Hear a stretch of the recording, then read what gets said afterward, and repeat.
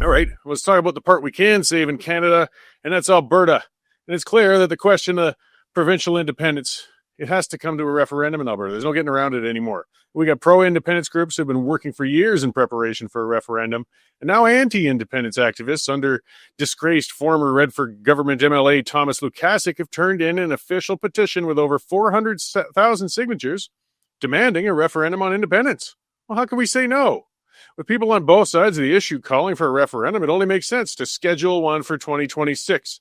Now, Lukaszuk, also known as Fabio, is claiming now that he really didn't want to invoke a referendum with his petition. So either he's lying or he didn't actually read the application that he himself submitted to begin the petitioning. It expressly calls for a referendum on Alberta's status within Canada. It almost seems as if his actions were actually a data mining exercise for a political move down the road. Who knows? Whatever the motivation might be, though, the referendum ball is rolling. While Lukaszuk's petition calls for a referendum, it comes from the perspective of asking people to vote for the status quo. It's not a constitutional application, so no matter which way people vote in his referendum, as he phrases it, actually nothing will change. If a referendum is held where nothing could possibly change, no matter how people vote, it isn't a referendum. It's a tax-funded opinion poll. The Alberta government, though, they can remain true to the demands of the referendum proponents by changing the wording of the referendum so it becomes a true one, a constitutional one that would lead to potentially the independence of Alberta under the Clarity Act. It's not tossing out Lukaszuk's efforts, it's giving him what he ostensibly wanted, but just in a different framing and where a positive vote would lead to independence. Scheduling a referendum would serve the UCP government well, too.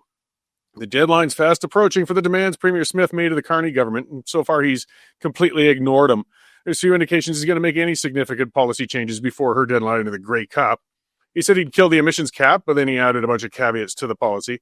If Smith lets Carney laugh in her face after these demands, her government's going to be rendered impotent when it comes to federal incursions and the blockage of Alberta's industries.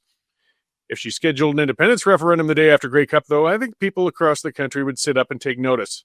Support for independence in Alberta might not have hit majority level yet across the province, but the independence faction within the UCP is significant. Those independence advocates are getting impatient, and they're going to turn their guns towards the UCP if they don't see some action when it comes to dealing with a federation that treats Alberta poorly. The UCP AGM is approaching in just a few more weeks, and there are movements afoot to try and turn the UCP into an overtly sovereigntist party. This would be disastrous for the UCP. The best way Smith can take the pressure off from within her own party is to set an independence referendum date for mid-2026. Independence advocates can then turn their focus and energy into campaigning for the referendum, and the Premier can just say she's letting democracy run its course, which it would be. It'd be a tough path to win an independence referendum with a clear majority wanting Alberta to leave the Federation. The momentum of public opinion, it is on the side of independence advocates, but there's a ways to go. Depending on the actions of the federal government and how effective the independence campaign is, the tide could turn. But even if only 40% of Albertans chose independence in a referendum next year, it wouldn't be a wasted effort. The country would be put on notice. Alberta is moving towards the tipping point of a successful independence vote, and if changes aren't made, a winning referendum is going to be held within a few years. A referendum campaign will put the Federation and Alberta's role into the news scroll for at least 6 months. Discussions of provincial jurisdiction and federal policies that harm the province are going to dominate punditry, and people could begin to understand that the status quo isn't an option. There's little sense forcing groups to petition further to invoke a referendum on Alberta's independence. Lukaszuk got the job done. Thank you, Thomas.